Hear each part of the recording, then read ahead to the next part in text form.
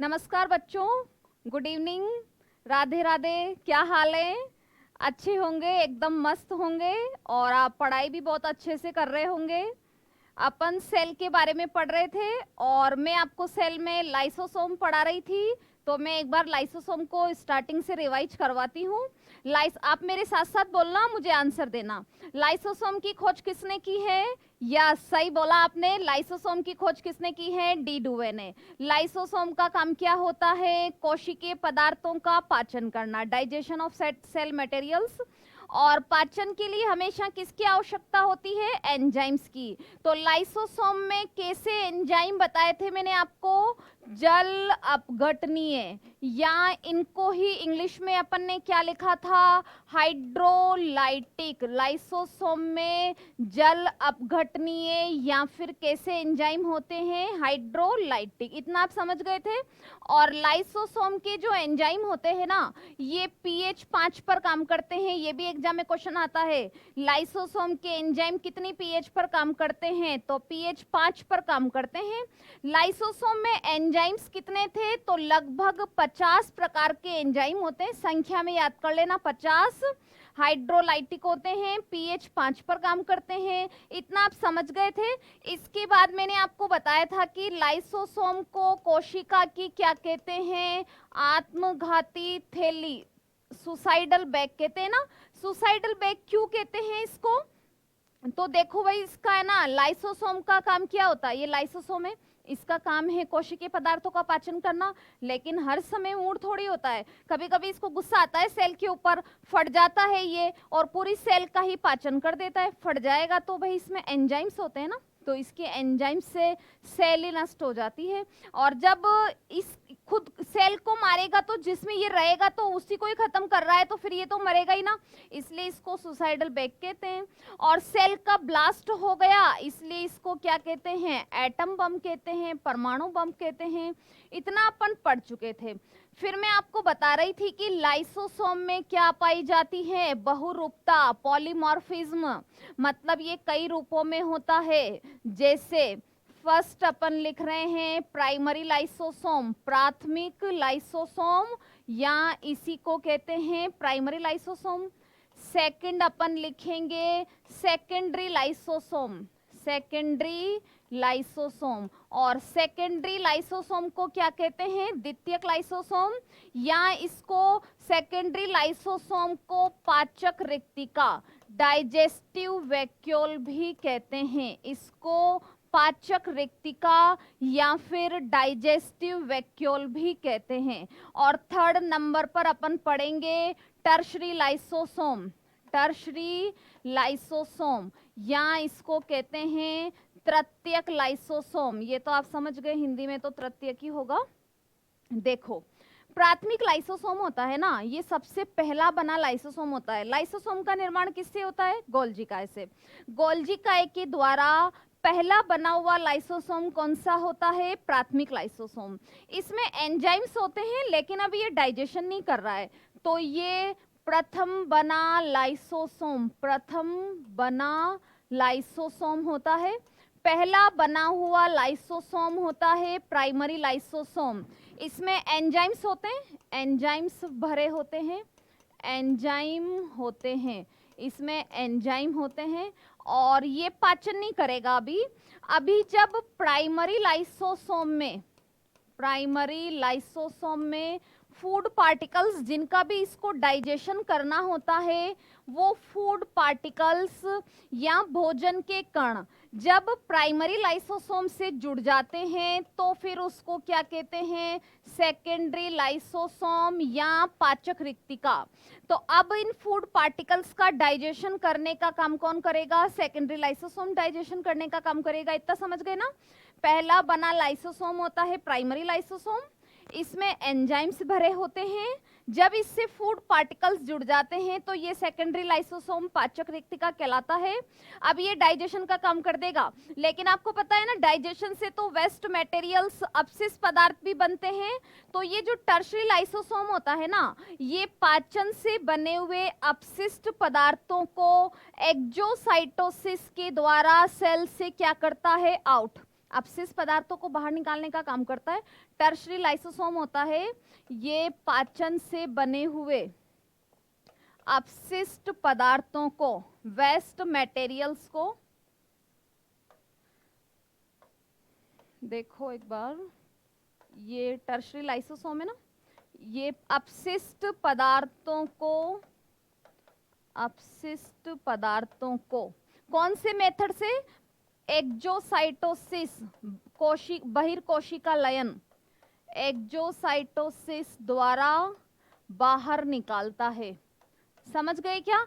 Primary lysosome तो प्रथम बना हुआ होता है, जब इसके अंदर फूड पार्टिकल्स ऐड हो जाएंगे तो सेकेंडरी लाइसोसोम जो अपशिष्ट पदार्थ होते हैं उनको एक्जोसाइटोसिस के द्वारा बाहर निकालता है टर्शरी लाइसोसोम। इतना समझ गए ना? तो लाइसोसोम में पॉलीमॉर्फिज्म, बहुरूपता पाई जाती है और ये मतलब खाद्य पदार्थों का पाचन करेगा, अपशिष्ट पदार्थों को सेल से बाहर निकालेगा, इसलिए इसको क्या बोलते हैं? कोशिका का अपशिष्ट निपटाने वाला तंत्र भी कहते हैं। समझ गए? तो ये सेल का अपशिष्ट निपटाने वाला तंत्र भी होता है। इसके बाद में अपन नेक्स्ट कोशिकांग पढ़ रहे हैं। सेकंड कोशिकांग में आपको पढ़ा रही हूं। इसके बाद में तारक काय को ही क्या कहते हैं? सेंट्रोसोम। तारक काय को क्या कहते हैं? सेंट्रोसोम। सेंट्रोसोम की खोज किसने की है? तारक काय की खोज की है टी बोवेरी ने। डिस्कवरी ऑफ सेंट्रोसोम, तारक काय की खोज टी बोवेरी।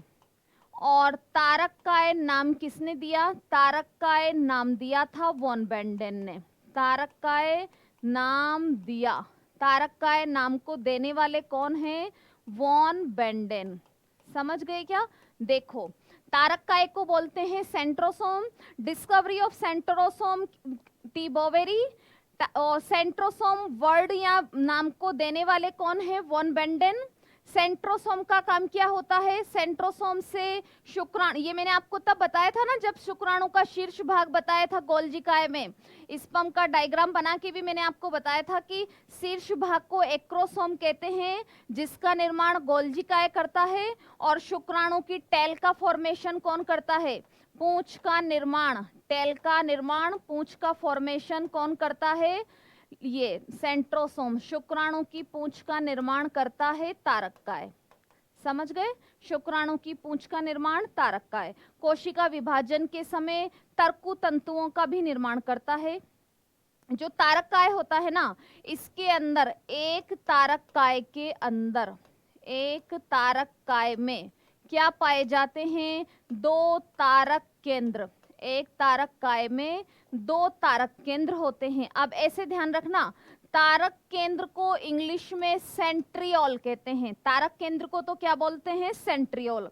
तारक काय को क्या बोलते हैं? सेंट्रोसोम। एग्जाम में क्वेश्चन कैसे आएगा वो सुन लो। एग्जाम में पूछेंगे शुक्राणु की पूंछ का निर्माण किससे होता है? तारक काय से। शुक्राणु के शीर्ष का निर्माण किससे होता है? गोल्जी काय से। और आपसे पूछेंगे कोशिका विभाजन के समय तर्कु तंतुओं, स्पाइंडल फाइबर्स का निर्माण कौन करता है? कोशिका विभाजन के समय, at the time of cell division, कोशिका विभाजन के समय तर्कु तंतुओं का निर्माण, कोशिका विभाजन के समय तर्कु तंतुओं का क्या करता है? निर्माण। तर्कु तंतुओं को इंग्लिश में क्या कहते हैं? Spindle fibres.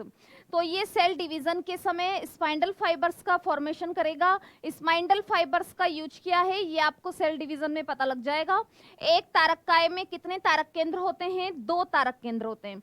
तारक केंद्रों को बोलते हैं सेंट्रियोल। तारक काय को क्या बोलते हैं? सेंट्रोसोम। इतना आप समझ गए? तो ये अपन ने सेंट्रोसोम के बारे में पढ़ा है।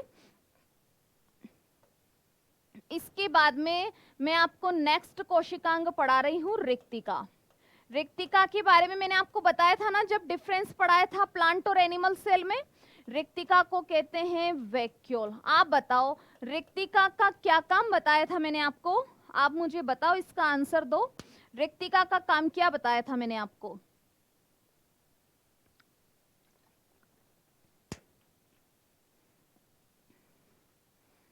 यस, बिल्कुल सही बोला आपने। रिक्तिका होती है ना, ये मैंने आपको बताया था प्लांट्स में पानी का स्टोर करती है। तो रिक्तिका का मेन रोल किस में होता है? पौधों में होता है। रिक्तिका मैंने आपको बताई थी ना, प्लांट सेल में होती है, आकार में बड़ी होती है, सेंटर में पाई जाती है। इसके कारण से न्यूक्लियस कहाँ आ जाता है? साइड में। तो रिक्तिका की जो आउटर मेम्ब्रेन होती है ना, बाहरी झिल्ली, रिक्तिका की बाहरी झिल्ली क्या कहलाती है? टोनोप्लास्ट। रिक्तिका की आउटर मेम्ब्रेन टोनोप्लास्ट कहलाती है। और रिक्तिका में जो अजैव पदार्थ भरा रहता है ना, अजैव पदार्थ, ये कहलाता है कोशिका रस। इसको बोलते हैं सेल सेप। ये है सेल सेप, इसको हिंदी में कहते हैं कोशिका रस। जो अजैव पदार्थ भरा होता है इसको सेल सेप या फिर क्या कहते हैं? कोशिका रस। और इस कोशिका रस में क्या घुले होते हैं? पिगमेंट्स। इस कोशिका रस में क्या होते हैं? वर्णक। और वर्णकों को क्या कहते हैं? पिगमेंट्स। और ये जो पिगमेंट्स होते हैं ना, ये फलों और फूलों को क्या प्रदान करते हैं? रंग। रिक्तिका होती है प्लांट सेल। मैंने डिफरेंस में आपको लिखा दिया था, पौधों में आकार में बड़ी होती है, पानी का, खनिज लवण का, पिगमेंट्स का इसमें स्टोरेज रहता है। इसकी आउटर मेम्ब्रेन क्या कहलाती है? टोनोप्लास्ट। इसमें जो अजैव पदार्थ भरा होता है उसको क्या बोलते हैं? सेल सेप, कोशिका रस। और इस कोशिका रस में क्या घुले होते हैं? वर्णक, जो फलों और फूलों को क्या प्रदान करते हैं? रंग। इसमें पिगमेंट्स होते हैं जो फलों, और फल और फूल अलग अलग रंगों के नहीं होते हैं क्या पौधों के अंदर? तो पिगमेंट्स होते हैं ना उनमें जो अलग अलग रंग प्रदान करते हैं। जैसे कि क्लोरोप्लास्ट भी एक पिगमेंट है जो ग्रीन कलर प्रदान करता है। जैसे कैरोटीन पिगमेंट होता है जो गाजर को लाल रंग देता है, वो अपन आगे लिखेंगे। निर्जलीकरण के समय, डिहाइड्रेशन के समय, निर्जलीकरण के समय सर्वाधिक प्रभावित, निर्जलीकरण के समय सर्वाधिक affected, maximum affected in dehydration, निर्जलीकरण के समय सर्वाधिक प्रभावित कोशिकांग कौन सा है? रिक्तिका। पौधे में पानी की कमी हो गई, डिहाइड्रेशन हो गया, तो कौन प्रभावित होती है? रिक्तिका प्रभावित होती है। इतना समझ गए? एक बार स्टार्टिंग से देखो। तारक काय बताया था ना, सॉरी, लाइसोसोम बताए थे मैंने आपको, primary, secondary and tertiary. Primary पहला बना लाइसोसोम है, इसमें एंजाइम होते हैं। जब इसमें फूड पार्टिकल्स जुड़ गए तो ये सेकेंडरी लाइसोसोम होगा। सेकेंडरी लाइसोसोम को डाइजेस्टिव वैक्यूल भी कहेंगे। और जब ये पाचन कर देगा, फिर जो अपशिष्ट पदार्थ होंगे उनको सेल से बाहर निकालने का काम कौन करता है? Tertiary lysosome. सेंट्रोसोम की खोज टी बोवेरी। तारककाय नाम वॉन बेंडेन। शुक्राणु की पूंछ का निर्माण तारककाय से। सेल डिवीजन के समय स्पाइंडल फाइबर्स का निर्माण तारककाय से। एक तारककाय में 2 तारक केंद्र होते हैं। वैक्यूल्स होती हैं, ये पानी का स्टोरेज करती हैं, इसलिए डिहाइड्रेशन में मैक्सिमम अफेक्टेड है। इसकी आउटर मेम्ब्रेन क्या कहलाती है? टोनोप्लास्ट। इसमें जो लिक्विड पदार्थ होता है वो सेल सेप होता है। इस सेल सेप में क्या घुले होते हैं? वर्णक, जो कि फलों और फूलों को क्या प्रदान करते हैं? रंग।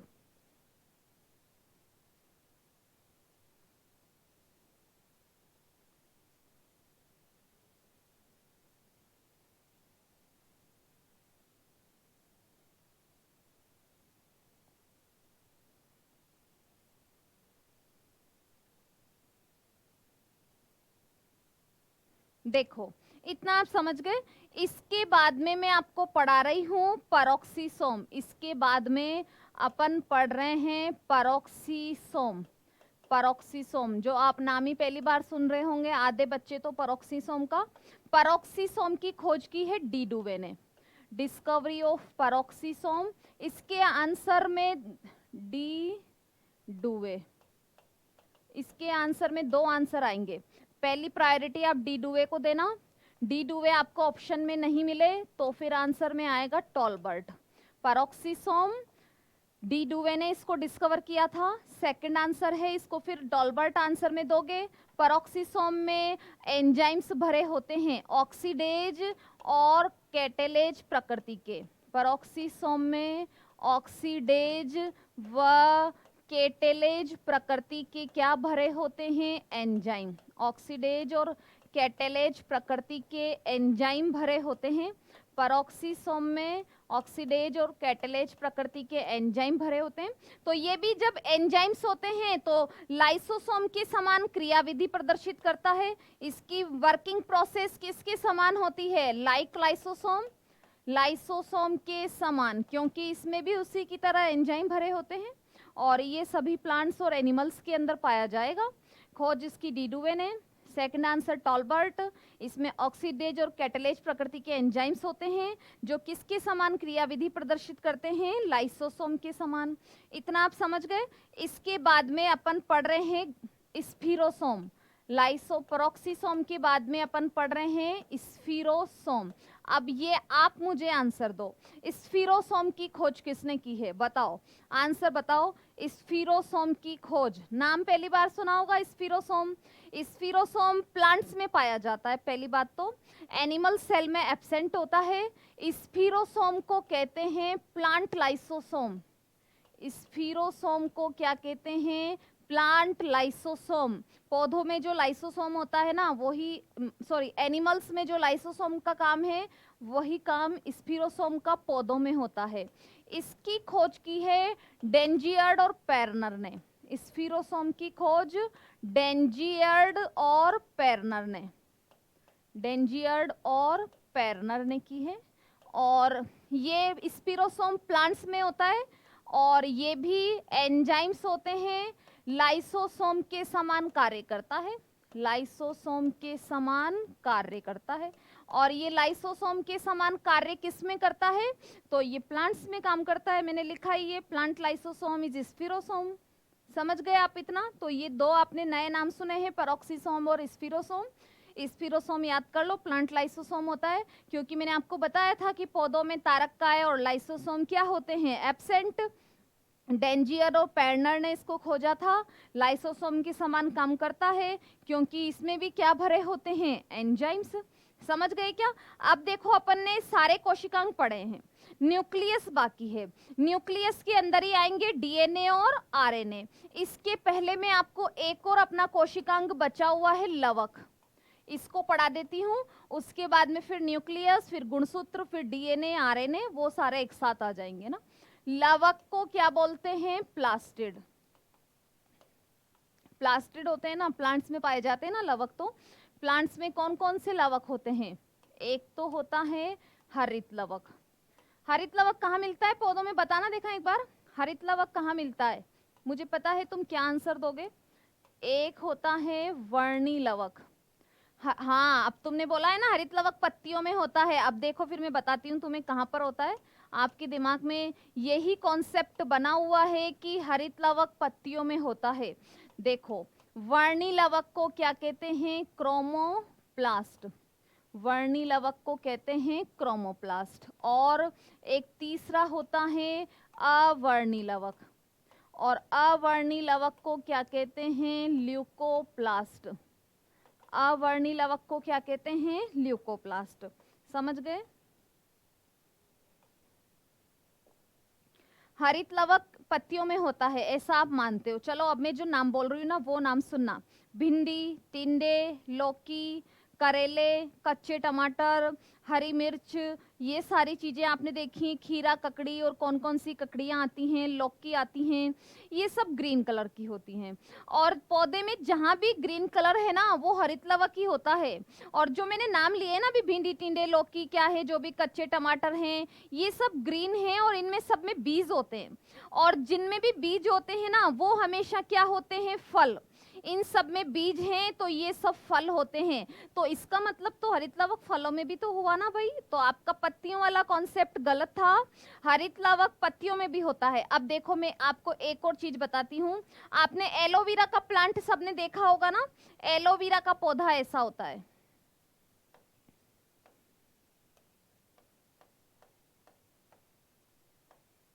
और इसके अंदर, इसके ये जो है ना, इससे तो अपन एलोवेरा जेल निकालते हैं। ये जो मांसल गूदेदार होता है इससे तो एलोवेरा जेल निकालते हैं। और फिर इसके ऊपर ऐसे कांटे के रूप में क्या लगी होती हैं? पत्तियां। इस पर कांटों की फॉर्म में क्या होती हैं, पत्तियां। देखो जो एलोवेरा का पौधा होता है ना, ये जड़ें तो मिट्टी के अंदर है, मांसल गूदेदार इसका तना हो गया, इसकी पत्तियां किस में बदल जाती हैं, कांटों में। अब इसमें जिससे एलोवेरा जेल निकालते हो ना, जो मांसल गूदेदार भाग है वो इसका क्या होता है, तना होता है। तो फिर ये कॉन्सेप्ट कहाँ सही हुआ कि हरित लवक केवल पत्तियों में ही होता है, हरित लवक तो इसमें इसके स्टेम में भी है। अब देखो एक आपने एक और रेगिस्तानी पौधा होता है, ऐसे नागफनी का प्लांट देखा होगा ना, कुछ इस टाइप से होता है नागफनी का पौधा, और फिर नीचे तो इसकी जड़ें होती हैं, और इस नागफनी में ना ऐसे कांटे कांटे होते हैं यहाँ पर। एलोवेरा में तो ओनली साइडों में कांटे होते हैं ना, नागफनी के बीच बीच में ऐसे कांटे होते हैं। इसका जड़तना पत्ती कौन सा है, मिट्टी के अंदर इसकी जड़ें हैं, मांसल गूदेदार इसका तना है, इसकी पत्तियां किसमें बदल जाती हैं, कांटों में। तो इसका तना भी तो हरे रंग का होता है ना, ये हरा ही तो होता है मांसल गूदेदार, तो इसका मतलब नागफनी का तना होता है, इसमें भी हरित लवक होता है। एलोवेरा का तना है, उसमें भी हरित लवक होता है। मैंने इतने सारे फलों के नाम लिए, उनमें भी हरित लवक होता है।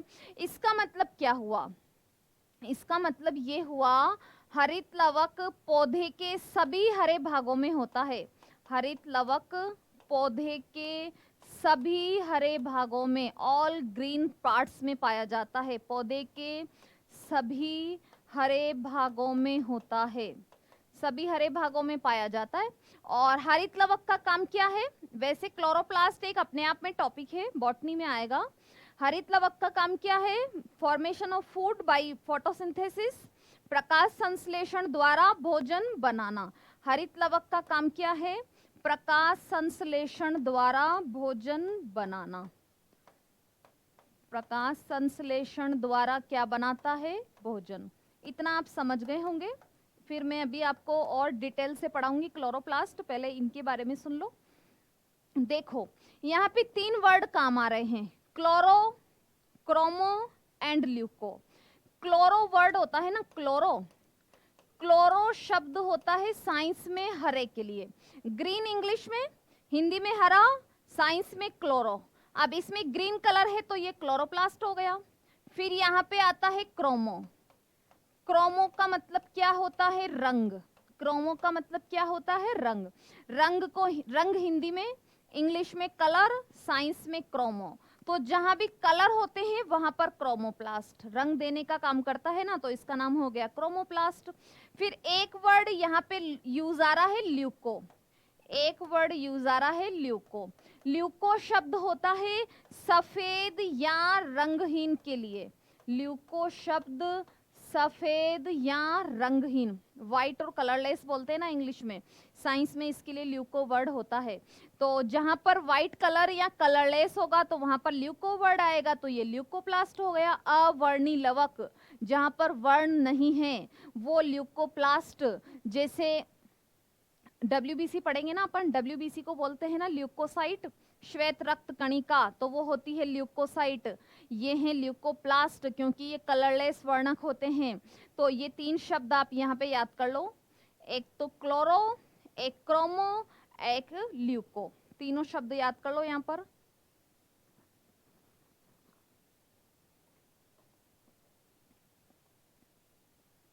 समझ गए आप इतना।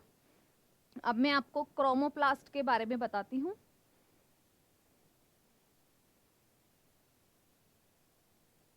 देखो क्रोमोप्लास्ट, हरित लवक तो कहाँ मिलेगा, हरित लवक तो पौधे के सभी हरे भागों में मिलेगा। क्रोमोप्लास्ट कहाँ मिलेगा, सभी रंगीन भागों में। क्रोमोप्लास्ट सभी रंगीन भागों में, कलरफुल पार्ट्स में पाया जाएगा, कलरफुल भागों में मिलेगा। क्रोमोप्लास्ट का काम भी क्या होता है, रंग प्रदान करना। जैसे फॉर एग्जाम्पल गाजर का लाल रंग, रेड कलर ऑफ कैरेट, गाजर का लाल रंग, गाजर का लाल रंग, हाँ सही बोल रहे हो, आगे आगे आंसर आ जाते हैं। गाजर का लाल रंग किसके कारण होता है, कैरोटीन वर्णक के कारण। गाजर का लाल रंग होता है कैरोटीन पिगमेंट के कारण। जब कैरोटीन पिगमेंट बहुत ज्यादा होता है ना तो गाजर को लाल रंग देता है, थोड़ा सा कम होता है तो आम पपीते को लाल पीला रंग देता है। आम पपीता ना लाल है ना पीले है, दोनों का मिक्स कलर है तो वो भी कैरोटीन के कारण होता है। गाय का दूध हल्का पीला होता है, गाय के दूध का हल्का पीला रंग भी किसके कारण होता है? कैरोटीन वर्णक के कारण। देखो, आम पपीते का लाल पीला रंग, आम पपीते का लाल पीला रंग किसके कारण होता है? आप बताओ आंसर। आम पपीते का लाल पीला रंग, ये भी कैरोटीन। गाय के दूध का पीला रंग, गाय तो स्पेशली गाय का दूध होता है वही हल्का पीला होता है, गाय के दूध का पीला रंग, yellow colour of cow milk, गाय के दूध का पीला रंग किसके कारण होता है? तो इनका भी आंसर दोनों का ही सेम रहेगा, कैरोटीन। दोनों का ही आंसर आएगा कैरोटीन पिगमेंट। समझ गए? गाजर का लाल रंग कैरोटीन, गाय के दूध का पीला रंग कैरोटीन, आम पपीते का लाल पीला रंग कैरोटीन। क्रोमोप्लास्ट का काम ही क्या होता है? रंग देना।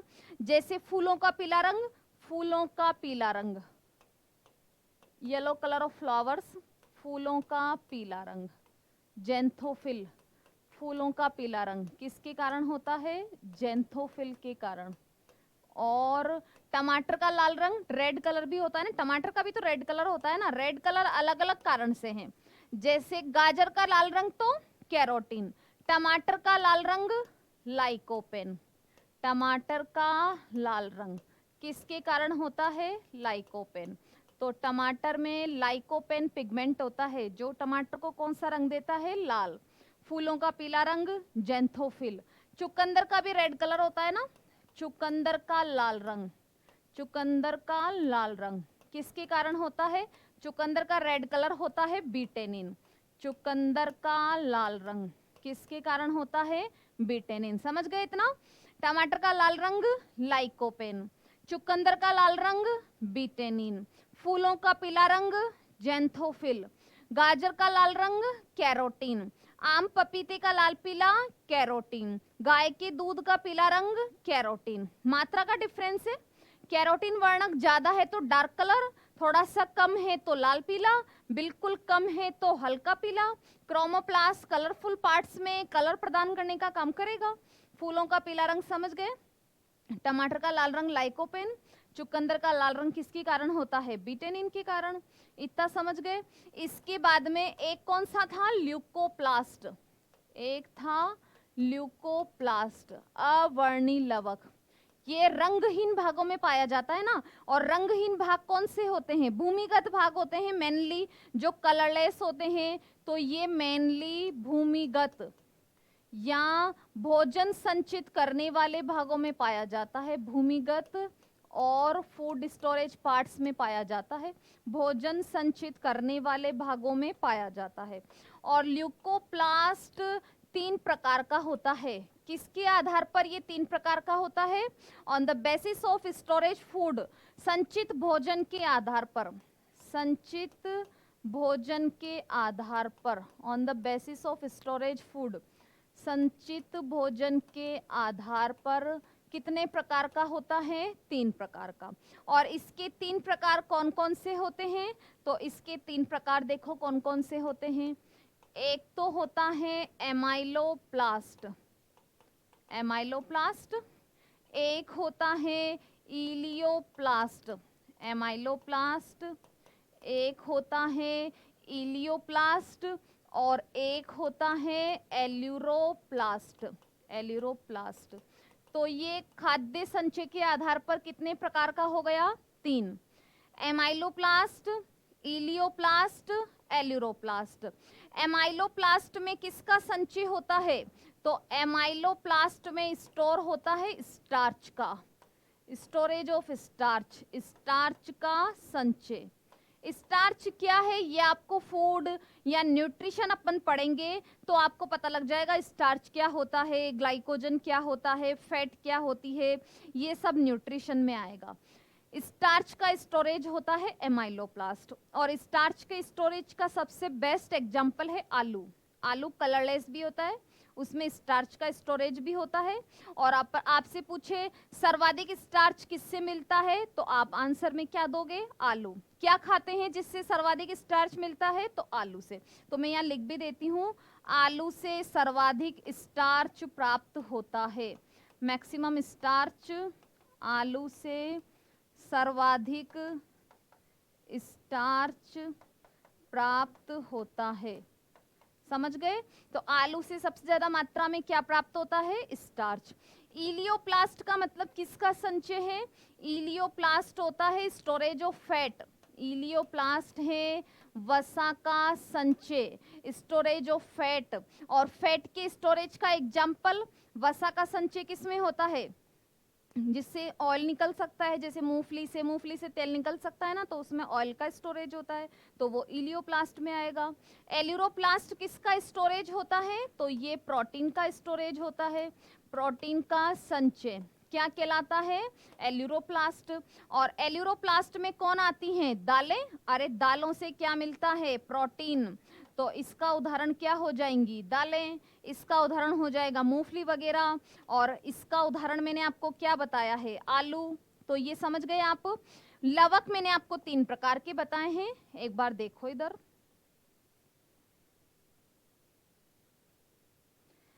Chloroplast, chromoplast, leucoplast. क्लोरोप्लास्ट अपन पढ़ेंगे अभी। क्रोमोप्लास्ट में मैंने आपको बताया कलर प्रोवाइड करने का काम करता है, तो आपको अलग अलग कलर बताए, गाजर का, टमाटर का, चुकंदर का, फूलों का कलर, गाय के दूध का पीला रंग। फिर मैंने आपको 3 वर्ड भी बताए हैं। क्लोरो का मतलब हरा, क्रोमो का मतलब रंग, ल्यूको का मतलब सफेद या रंगहीन। ल्यूकोप्लास्ट, ये क्रोमोप्लास्ट के उदाहरण पढ़े थे ना अपन ने। फिर इसके बाद मैंने आपको क्या पढ़ाया? ल्यूकोप्लास्ट। और फूड स्टोरेज के बेस पर अपन ने इसको कितने पार्ट्स में डिवाइड किया? 3 पार्ट्स के अंदर, एमाइलो, इलियो, एल्यूरो। एमाइलो में स्टोरेज ऑफ स्टार्च, इलियो में स्टोरेज ऑफ फैट, एल्यूरो में स्टोरेज ऑफ प्रोटीन। इतना समझ गए? अब क्लोरोप्लास्ट अपन कल पढ़ते हैं। आज के लिए इतना ही। Thank you.